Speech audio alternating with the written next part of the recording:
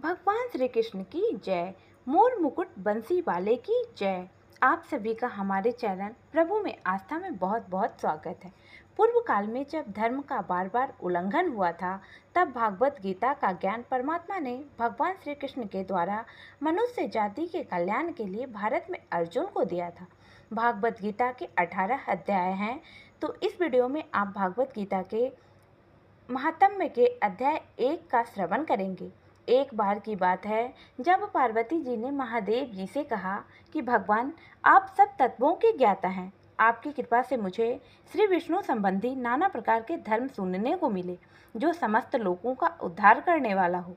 देवेश, अब मैं गीता का महात्म्य सुनना चाहती हूँ, जिसका श्रवण करने से श्री हरि में भक्ति बढ़ती है। तब श्री महादेव जी बोले कि जिनका श्री विग्रह अलसी के फूल के भांति श्याम वर्ण का है, श्री पक्षीराज गरुड़ ही जिनके वाहन हैं, जो अपनी महिमा से कभी चित्त नहीं होते तथा शेष नाग की सैया पर शयन करते हैं, उन भगवान महाविष्णु की हम उपासना करते हैं। एक समय की बात है, जब कुल दैत्य के नाशक भगवान विष्णु शेष नाग के रमणीय आसन पर सुखपूर्वक विराजमान थे। उस समय समस्त लोगों को आनंद देने वाली भगवती देवी लक्ष्मी ने आदरपूर्वक प्रश्न किया। श्री लक्ष्मी जी ने पूछा कि भगवान, आप संपूर्ण जगत का पालन करते हुए भी अपने ऐश्वर्य के प्रति उदासीन से होकर जो इस क्षीर सागर में नींद ले रहे हैं, इसका क्या कारण है? इस पर श्री भगवान बोले कि सुमुखी, मैं नींद नहीं लेता हूँ, अपितु तत्व का अनुसरण करने वाली अंतर्दृष्टि के द्वारा अपने ही माहेश्वर तेज का साक्षात्कार कर रहा हूँ। देवी, यह वही तेज है जिसका योगी पुरुष कुशाग्र के द्वारा अपने अंतःकरण में दर्शन करते हैं। वह माहेश्वर तथा जिसे मीमांसक विद्वान वेदों का सार तत्व निश्चित करते हैं, वह माहेश्वर तेज एक अजर प्रकाश स्वरूप आत्म रूप रोग शोक से रहित अखंड आनंद का पुंज निष्पन्द तथा द्वैत रहित है। इस जगत का जीवन उसी के अधीन है। मैं उसी का अनुभव करता हूँ। अतः हे देवेश्वरी, यही कारण है कि मैं तुम्हें नींद लेता सा प्रतीत हो रहा हूँ। श्री लक्ष्मी जी ने कहा, ऋषिकेश, आप ही योगी पुरुषों के देह हैं। आपके अतिरिक्त भी कोई ध्यान करने योग्य तत्व है? यह जानकर मुझे बड़ा कौतूहल हो रहा है। इस चराचर जगत की सृष्टि और संहार करने वाले स्वयं आप ही हैं। आप सर्व समर्थ हैं। इस प्रकार की स्थिति में होकर भी यदि आप उस परम तत्व से भिन्न हैं, तो मुझे इसका बोध कराइए। तब श्री भगवान बोले, प्रिय, आत्मा का स्वरूप द्वैत और अद्वैत से पृथक भाव और अभाव से मुक्त तथा आदि और अंत से रहित है। शुद्ध ज्ञान की प्रकाश से उपलब्ध होने वाला तथा परम आनंद स्वरूप होने के कारण एकमात्र सुंदर है। वही मेरा ईश्वरीय रूप है। आत्मा का एकत्व ही सबके द्वारा जानने योग्य है। गीता शास्त्र में इसी का प्रतिपादन हुआ है। अमित तेजस्वी भगवान विष्णु के यह वचन सुनकर माता लक्ष्मी ने शंका उपस्थित करते हुए कहा, भगवान, यदि आपका स्वरूप परम आनंदमय और मन वाणी की पहुँच के बाहर है, तो गीता कैसे उसका बोध कराती है? मेरी इस संदेह का आप निवारण कीजिए। भगवान श्री हरि बोले, सुंदरी, सुनो, मैं गीता में अपनी स्थिति का वर्णन करता हूँ। क्रमशः 5 अध्यायों को तुम 5 मुख जानो, 10 अध्यायों को 10 भुजाएं समझो और 1 अध्याय को उदर और 2 अध्यायों को 2 चरण कमल जानो।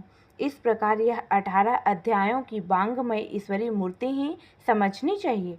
यह ज्ञान मात्र से ही महान पातकों का नाश करने वाली जो उत्तम बुद्धि वाला पुरुष गीता का 1 या आधे अध्याय का अथवा 1 आधे और चौथाई श्लोक का भी प्रतिदिन अभ्यास करता है, वह सुशर्मा के समान मुक्त हो जाता है।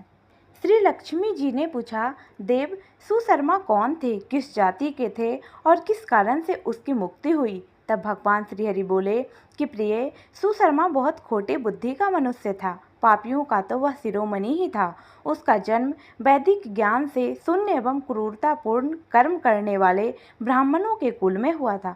वह न ध्यान करता था, न जाप, न होम करता था, न अतिथियों का सत्कार। वह लंपट होने के कारण सदा बीसियों के सेवन में ही आसक्त रहता था। हल जोतता और पत्ते बेचकर जीविका चलाता था। उसे मदिरा पीने का व्यसन था और वह मांस भी खाया करता था। इस प्रकार उसने अपने जीवन का दीर्घकाल व्यतीत कर दिया। एक दिन मूढ़ बुद्धि सुशर्मा पत्ते लाने के लिए किसी ऋषि के वाटिका में घूम रहा था। इसी बीच में काल रूपी धारी काले सांप ने उसे डस लिया। सुशर्मा की मृत्यु हो गई। तदंतर वह अनेक नरकों में जा वहां की यातनाएं भोग कर मृत्यु लोक में लौट आया और वहां बोझ ढोने वाला बैल हुआ। उस समय किसी पंगु ने अपने जीवन को आराम से व्यतीत करने के लिए उसे खरीद लिया। बैल ने अपनी पीठ पर पंगु का भार ढोते हुए बड़े कष्ट से 7-8 वर्ष बिताए। एक दिन पंगु ने किसी ऊंचे स्थान पर बहुत देर तक बड़ी तेजी के साथ उस बैल को घुमाया। इससे वे थक कर बड़ी बेग से पृथ्वी पर जा गिरा और मूर्छित हो गया। उस समय वहां कौतूहलवश आकृष्ट होकर बहुत से लोग एकत्रित हो गए। उस दिन समुदाय में से किसी पुण्यात्मा व्यक्ति ने उस बैल का कल्याण करने के लिए उसे अपना पुण्य दान किया। तत्पश्चात कुछ दूसरे लोगों ने भी अपने अपने पुण्यों को याद करके उन्हें उसके लिए दान किया। कुछ उस भीड़ में एक वेश्या भी खड़ी थी। उसे अपने पुण्य का पता नहीं था, तो भी उसने लोगों की देखा देखी उस बैल के लिए कुछ त्याग किया। तदंतर यमराज के दूत उस मरे हुए प्राणी को पहले यमपुरी में ले गए। वहां यह विचार करे कि यह वेश्या के दिए हुए पुण्य से यह पुण्यवान हो गया है और इसे छोड़ दिया गया। फिर वह भूलोक में आकर उत्तम कुल और शील वाले ब्राह्मणों के घर में उत्पन्न हुआ। उस समय भी उसे पूर्व जन्मों के बातों का स्मरण बना रहा।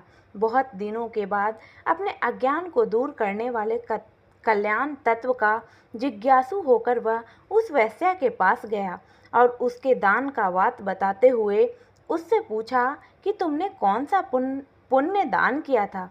वेश्या ने उत्तर दिया, वह पिंजरे में बैठा हुआ तोता प्रतिदिन कुछ पढ़ाता है, उससे मेरा अंतःकरण पवित्र हो गया है। उसी का पुण्य मैंने तुम्हारे लिए दान किया था। उसके बाद उन दोनों ने तोते से पूछा। तब उस तोते ने अपने पूर्व जन्म के स्मरण करके प्राचीन इतिहास कहना आरंभ किया। सुख बोला, पूर्व जन्म में मैं विद्वान होकर भी विद्वता के अभिमान से मोहित रहता था। मेरा राग द्वेष इतना बढ़ गया था कि मैं गुणवान विद्वानों के प्रति भी ईर्ष्या भाव रखने लगा। फिर समय अनुसार मेरी मृत्यु हो गई और मैं अनेकों घृणित लोकों में भटकता फिरा। उसके बाद इस लोक में आया। सद्गुरु के अत्यंत निंदा करने के कारण तोते के कुल में मेरा जन्म हुआ। पापी होने के कारण छोटी अवस्था में ही मेरे माता पिता से वियोग हो गया। एक दिन मैं ग्रीष्म ऋतु में तपे हुए मार्ग पर पड़ा था। वहां से कुछ श्रेष्ठ मुनि उठा ले आए और महात्माओं के आश्रम के भीतर एक पिंजरे में उन्होंने मुझे डाल दिया। वहीं मुझे पढ़ाया गया। ऋषियों के बालक बड़े आदर के साथ गीता के प्रथम अध्याय की आवृत्ति करते थे। उन्हीं से सुनकर मैं भी बारंबार पाठ करने लगा। इसी बीच में एक चोरी करने वाले बहेलिये ने मुझे वहां से चुरा लिए। तत्पश्चात इस देवी ने मुझे खरीद लिया।